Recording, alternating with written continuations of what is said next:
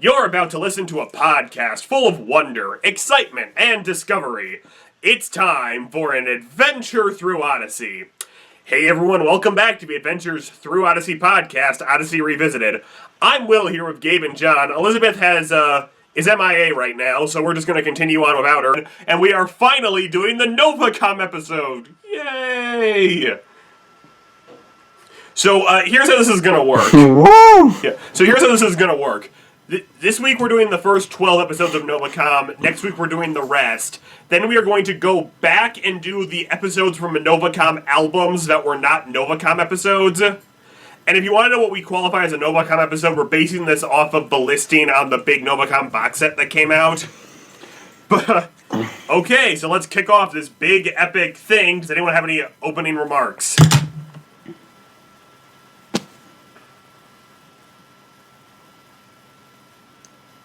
Nope, let's just start. Okay. Thanks. Okay, so starting with... I have to use my phone, sorry everyone.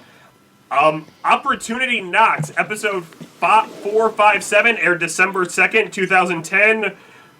2000, written by... I can't find his name. Tom Riley is having some financial troubles with the Timothy Center. However, a generous offer from a company called Novacom seems to have come exactly at the right point and time. I'm surprised Whit didn't faint in this episode. I feel like this is kind of a weirdish episode. Well, no, it's not weirdish. I like that it didn't really start off, it seemed that big of a deal in the beginning. Right, it escalates. Yeah, it gets bigger and bigger. So there's not like a ton to say about this episode in context as Novacom as a whole, I feel like. There is a very interesting bit of foreshadowing when Dale Jacobs tells Whit, yeah, it was bought out by that big company last year, I can't remember the name, hinting at Andromeda. Yeah.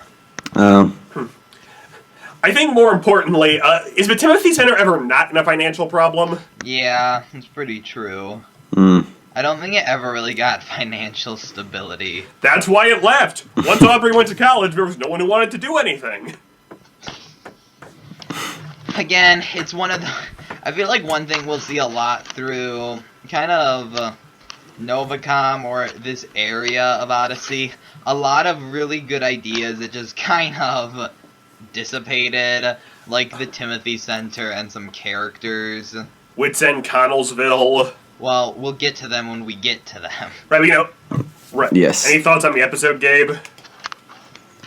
Well, it's just setting things up. You don't really realize Novacom's not good. Not a ton to say. Yeah.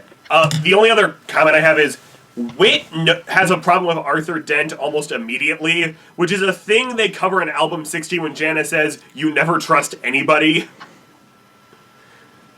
Right. And, in a very recent episode, because, spoiler alert... I think for Whit, then that makes sense. Right, well, minor spoilers for Album 60. We learn Whit's fainting spells have to do with when anyone's ever in spiritual turmoil. So, okay, not that that's not probably a real thing, but we have to... Well, not off track, but let's try to focus on Novacom and not Album 60 right now. Okay. He had to talk about it. Fair enough. So moving on to Red Herring, episode 458, written by John Fornoff, aired December 9th, 2000. Alex Jefferson and Cal Jordan see Eugene on a field trip to Campbell County Community College. When he ignores him, they wonder what's wrong. Will it get them in big trouble? I really like this because I think it's a better thing where you're like, wait, what is even going on? Right, that first episode set up absolutely nothing. Except, there's a tower on his land. But, Red Herring, one, you wouldn't even really know it has to do with Novacom in this episode, almost. Right, and... you could have just thought it's this weird thing they put in, but...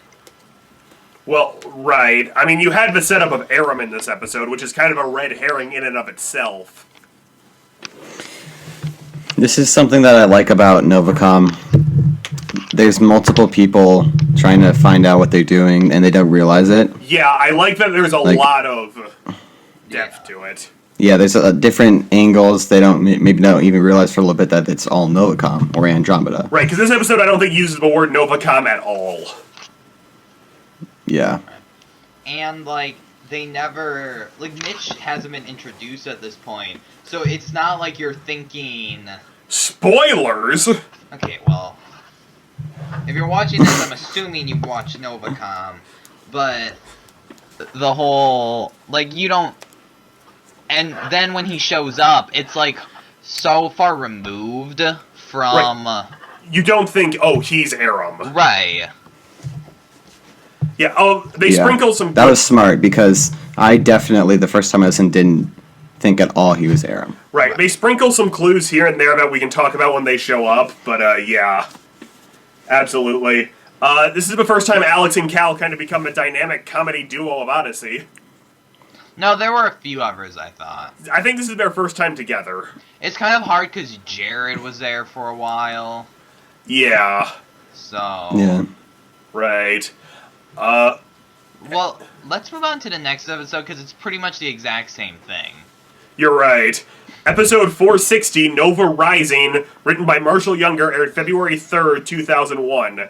Alex and Cal both get jobs working on the Novacom website for kids, while Bernard signs a contract with Novacom and sells them BTV. Whit doesn't think any of them have made the right decision.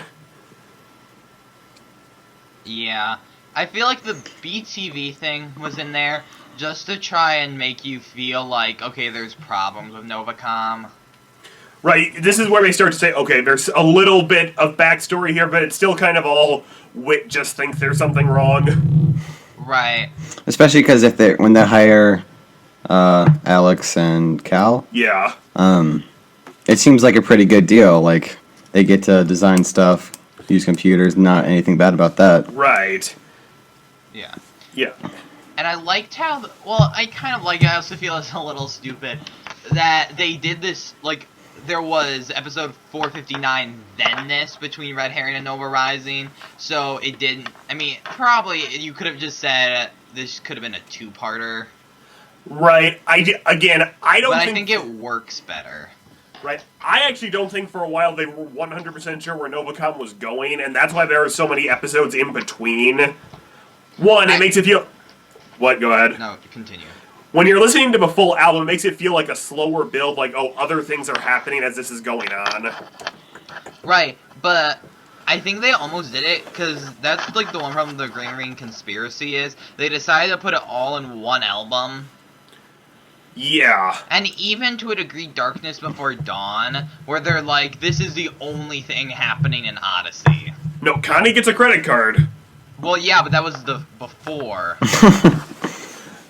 I do agree. And I know there was a little bit of setup for, like, Darkness Before Dawn, but it was still pretty much all one album, like the majority of it. Right, I do agree. It would have been nice if, like, Darkness Before Dawn story had maybe been stretched out between what would have become 2 albums. Right, and I know, like, as Novacom goes on, it gets more and more about Novacom, but I mean, at least for a while, it's not like, oh, this is the only thing worth talking about. Right. And then Alex and Cal get fired because they talk to Aram again, who is clearly trying... Why is he trying to reveal this to kids and not maybe say Whit? Because, you know, Whit can do anything, apparently. Well, he does later. Well, that's true, but Alex... Try to contact. He keeps contacting both Alex and Cal for quite a while, all I'm saying. Maybe it's because he thinks that they would have told Whit. Oh, that could be true. Maybe he doesn't know about Whit yet. Anyway, the W.E., episode 462, written by Marshall Younger, aired February 17th, 2001. In a bid to compete with Novacom's new kids center, Whit changes a few things around his shop to appeal to more people. I actually like that they did this, because Whit's like, maybe, you know, there's something we can do to change it. I don't know if it makes sense that he changed it to calling it the W.E. Like, right. I don't think that makes sense, but I think some of the other stuff, that's an interesting thing. Though, I will say this, I feel like Mary Hopkins is a pretty pointless character. Yeah, she basically exists to make sure Whit has a tie to Andromeda by the end. Yeah. Yeah. Like, after he reclaims ownership, of Whitson Connellsville, you like never see her again. Right, at least if she had been, say, someone working for Novacom trying to trick Whitaker, and maybe... That would have been a little bit more interesting. Gabe, did you have something to say? Yeah, that would have been a little bit more interesting, because, yeah, basically she's pointless. That's... Right, I mean, maybe they turn back to it later, and I just don't remember. I still have to listen to the second half, but I don't seem to recall her ever coming up again. And of course, this sets the ground for the most pointless addition to Odyssey ever, Wits End Connellsville. Yeah. Because we can get to that a little more, because there's other... Let's talk about more stuff like that when it actually gets to opening. Well, right, and the last thing I'll say about Mary Hopkins is, I know they say later in the trials that they tricked Wit into opening Wits End Connellsville so he'd be busy, but at no point does it seem like Mary Hopkins was in on that. She probably wasn't, I'm just saying. Right, it's like they sent her out. At least if she had been in on it, it would have felt like her character had a purpose. Yeah. Okay, so... Next. Sorry, working on it. Still trying to get this work. Alright. Sorry, I'm using my phone. My wiki doesn't load fast. 463 Green Eyes and Yellow Tulips, written by Kathy Buchanan, aired February 24th, 2001. Bart Rathbone organizes a protest against Novacom while Connie develops a romantic interest in a guy named Robert Mitchell, an employee of Novacom. Trigger word. Trigger word. Okay. But, I think this is a good, introduction to Mitch. I feel like this is also the episode where the rally with Bart Rathbone. Yeah, because they create all those violent shows like the Destination Station where they're clearly ripping off with stuff. Well, I never got why Bart Rathbone almost did it. I mean, there was some, weird reason. I don't know why. There were so many better characters to choose to have to protest against Novacom than Bart Rathbone, no matter what the reason. I mean, you are right, but I think the reason they chose Bart Rathbone is because he would be outspoken enough to actually do it. Right, I feel like they almost wanted, to build some sympathy for parts of Novacom. Right, that's why they added Mitch. And that's why they chose probably Bart, because anything he's against, you kind of gain sympathy for, almost. That is true. Okay, sorry, which episode is it? Green Eyes and Yellow Tulips, where Mitch shows up. Okay. Also, Bart would be the character who's most likely to have something get out of hand for. Yeah. If Eugene was organizing this protest, it probably wouldn't have gone out of hand like that. Right. It probably wouldn't have happened. Yes, absolutely. Definitely would have happened. Eugene's, brainwashed at this point. No, it's amnesia. True. Or whatever it is. We'll yeah, talk but about that it when came from him being in a machine. Right, so this is the introduction of Mitch. How do we feel about the choice of Mitch as a character? Because there's something about Aram I want to talk about after we talk about Mitch. I like it. Yeah. Right. I don't really... There's not anything egregiously wrong to me about Mitch and Aram. Yeah, well, mainly because he's not suspicious. Have you guys heard this whole thing that at one point Aram was supposed to be Richard Maxwell? Now, is that a rumor, or was that confirmed? It was, from what I understand, it was sort of confirmed. At one point in the script session, it was going to turn out to be Richard Maxwell. The problem is, if he had shown up before they revealed he was Aram, we all would have known he was Aram. They probably would have... But then what's the point in Mitch? Mitch wouldn't have existed. Okay. Okay. Here's the thing. I doubt they would have, brought him on until it revealed. I think that could have been something interesting, but it would have made no sense. Unless everything got tied back to Blackguard somehow, which would have seemed a little... there's a triplet? No, not a triplet, but it's something that Blackguard had a part in. He donated a lot of money to it or something? Right, or, he started parts of it, or was part of the team that did, the final plan. Yeah. Oh, right. And because he was so enamored of the Imagination Station, that would have made sense considering what happens with it later on. Yeah. Right, so Mitch was probably a better choice. Right. That's what I'm getting out of this. I also just like that Mitch is a thing. Yeah. Right. Like, I'm glad he is Using- a character. I still... I really like Richard Maxwell, and I kind of wanted them to bring him back, but I don't know why they would. Actually, why don't they bring him back at some point? That actually wouldn't be a bad idea. Yeah, like, but Wit's going on a... At this point, You know, the sad thing is, like, bring him back. characters, yeah. And characters like him, in my opinion, just don't really fit in the Odyssey that we have right Yeah. now. Right. Now, again, minor spoiler from a recent album. Wit's going on a long trip to kind of get over his fainting. He could run into a few old characters on that trip. They're gonna... I think that's very True. possible, but they're gonna do that to try and bring old fans back by being like, hey, here's all these old characters coming back. Or they'd make good club episodes, but we're not going to diverge into Okay. that again. But Next episode. all right.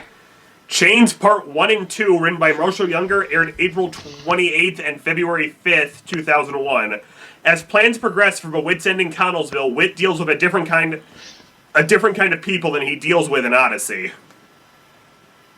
I think...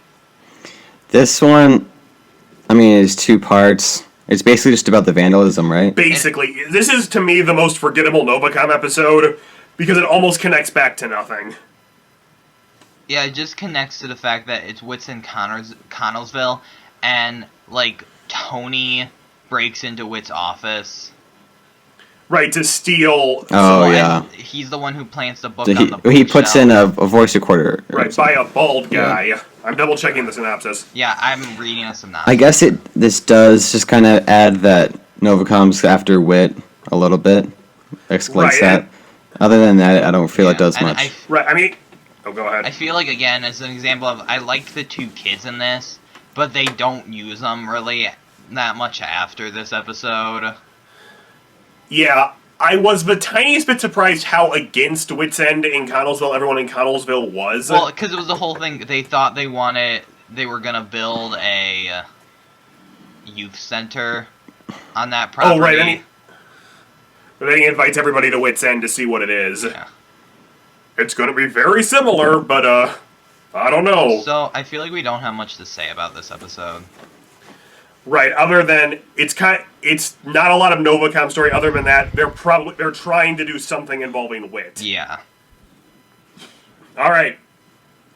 Breaking Point, episode 473, written by Marshall Younger, aired June 2nd, 2001. The stress of completing the new Wit's End on time takes its toll on Wit, who reluctantly surrenders his plans for the Imagination Station to Barry Muntz.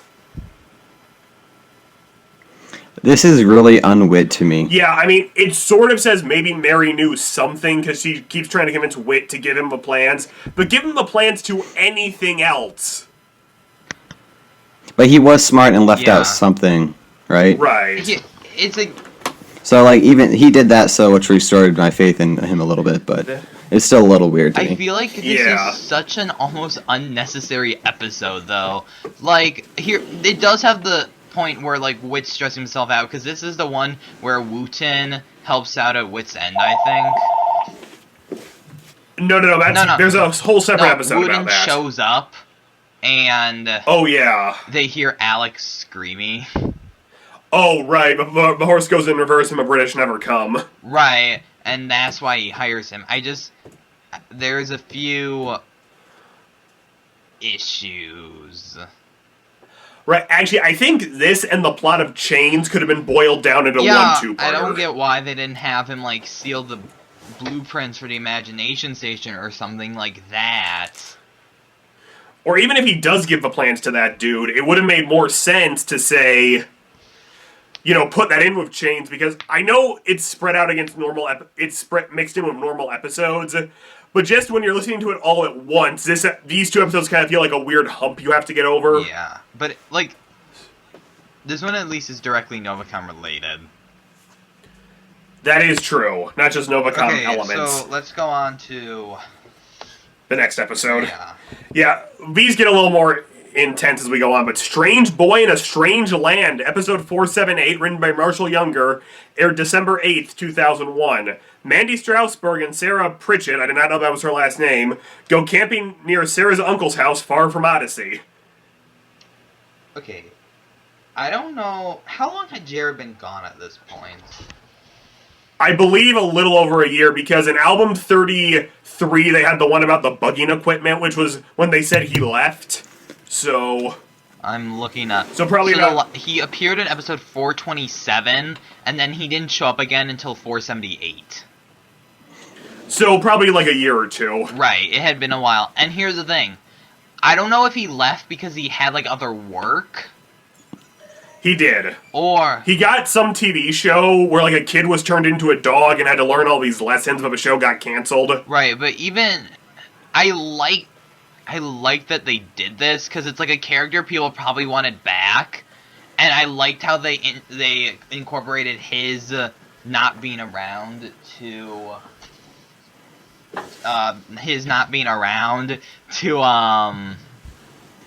Novacom. Yeah. Right. It made sense when they explained. Wait, was it Eugene? Wait, Eugene? No, Jared. No, Jared. We're on the Okay. camping one. Okay. Yeah. This is a good one. Yeah. Yes, it's a nice way to tie everything in. I was a little surprised Jared wasn't given more to do overall in Novacom, but it made sense for him to kind of be the character who's telling you kind of what's happening, because he was Mr. Conspiracy. And I like that he himself got caught up in a conspiracy. Right. And actually, if Jay ever comes back, I hope they do something similar where... Not necessarily like Novacom-esque, but the reason he was gone ties back in. I know he's doing the show now, but maybe he hasn't come back for some reason. Yeah. Right. And again, this just falls into, why are the kids uncovering all this? I mean, it's Odyssey. I know it's Odyssey, but I just kind of feel like, okay, the kids are uncovering so much of this and then telling it to Wit. But Wit does get involved, though. Yeah. I mean, quite a bit. Very true. And this is the first episode to officially mention Andromeda. Yeah. Moved again, beware Andromeda, so... My question is, would the FBI really put you in a safe house in the middle of the woods? Well, where else? Yeah, I don't... Like, one, they were by that person's house. Well, right, but if I was to try to hide from somebody, I'd like hide in a big city because I would be less conspicuous. Well, I get that, but... I wonder if you can choose, though. Well, they're probably going to places... There's still a lot of different factors. Look, because here's the thing. I don't think they were out in the middle of the woods, like... So right, I don't think they're in the middle of nowhere. If those girls were camping and Jared could find them, it wasn't that deep. That's true. Oh yeah, that's a good point. Yeah. Alrighty, next episode, sorry, I need to pull this up. Grand Opening, Parts 1 and 2, written by Kathy Buchanan and Marshall Younger, among others. Aram reveals to the kids a set of cameras hidden in Wits End Connellsville. Meanwhile, Novacom's general manager, Arthur Dent, is replaced by Mr. Charles. Yeah. Right, so I am glad they tied in the opening of Wits End Connellsville to Novacom, and they did show it. It didn't just open and we never got to see it. Yeah. Hold on.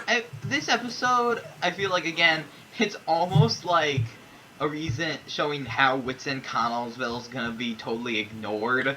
Because it's an episode about the opening, but it's just basically a bunch of small little Novacom stuff happening the entire episode.